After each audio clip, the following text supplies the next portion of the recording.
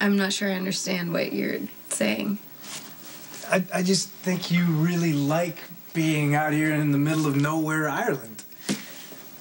I mean, we have no plumbing, no heating. We got a busted-up car.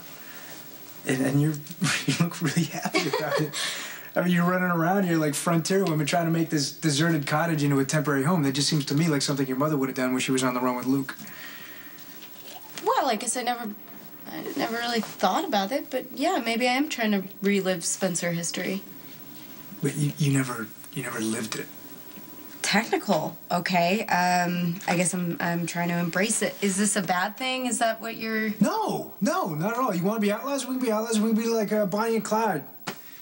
Except for the robbing the banks, unless we really needed the money, of course. But I can get a fedora and a like a zoot suit. You can get a sexy white dress that fits really tight. You know what? You want to make light of this? That's fine. It actually doesn't surprise me because you didn't grow up listening to these irritating stories about your family's large life before you came along and killed the adventure. Not only was I not born in time to participate, but I was the main reason why my mom insisted on settling in a house that ate my father's soul.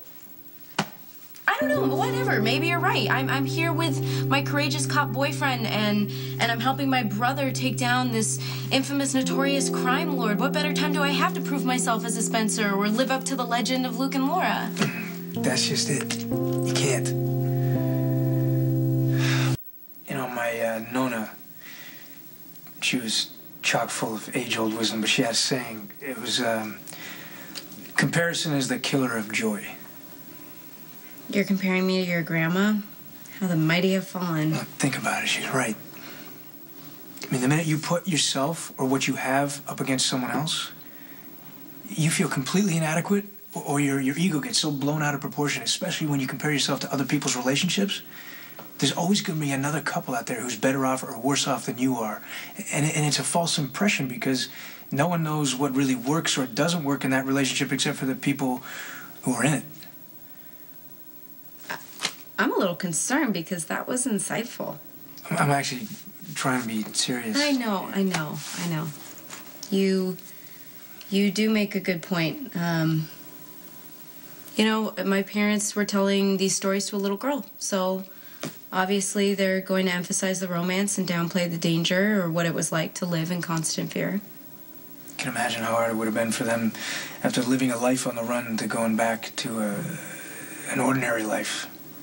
I mean, it's hell for me when I come off an undercover job. I mean, you live this heightened reality, and then you just crash down to the mundane. Yeah, well, I'm convinced that's what did in their marriage. My dad was going into this adjustment reluctantly, and I just don't think it really took. So you see what I'm getting at here? I have a feeling you're going to tell me. Well, I'll give you a chance to guess it, and then if you're right, I won't have to tell you. That I should have a proper perspective, and we will live life on our own terms, and I won't compare us to my parents.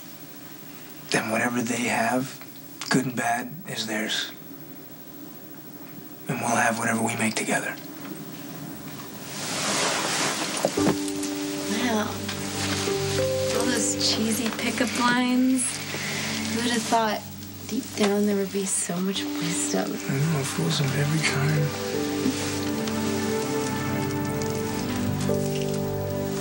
Since we've established that we're doing us, not some retread of Luke and Laura, do you still want to hang out in this cottage in the middle of nowhere with no amenities? Yes, I'm in the middle of nowhere with the man that I love. You know, there's no annoying, demanding calls from Kate or Maxie. There's no Sunny drama. It's just us. And you are more out of your comfort zone than I am, which kind of puts me in charge. I'm an enlightened guy. I have no problem with my hot, resourceful girlfriend ordering me around. You can admit it. You hate this. Like you said, I'm out of my comfort zone. So why don't we go for a walk into town? We can check on the car, get an ETA on the repairs. Well, you can do that. I'm actually going to handle the fireplace. You gonna do that? Yeah. You're gonna need my help? No. I'll make sure that we have heat tonight. We might have company, too. I doubt that. Look, the Balkans guys are after Lucky. If they made the connection to us and they track us down, the heat you're feeling is not going to be from the fireplace. They won't be gone long. I'll be fine.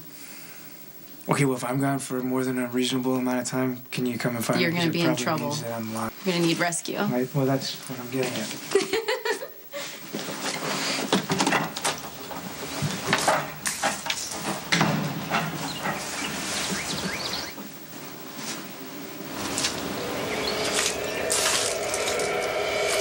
It's like hard work. Who are you? No, let me ask you a question first. Why would an American girl, as urbanized as you obviously are, settle into an abandoned cottage in the Irish countryside? How is that any of your business? Well, because you and your, what is he, your partner, your boyfriend, both, two of you are creating quite a stir in the village. Well, I can't imagine why. Well, you've been asking questions about Ronan O'Reilly. Are you a friend of Ronan's? I know him? Yes. Honey, I'm home.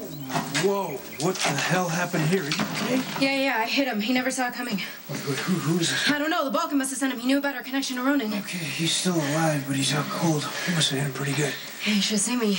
Yeah, your mom will be real proud of you, probably. Probably not. What? You just knocked out an Interpol agent.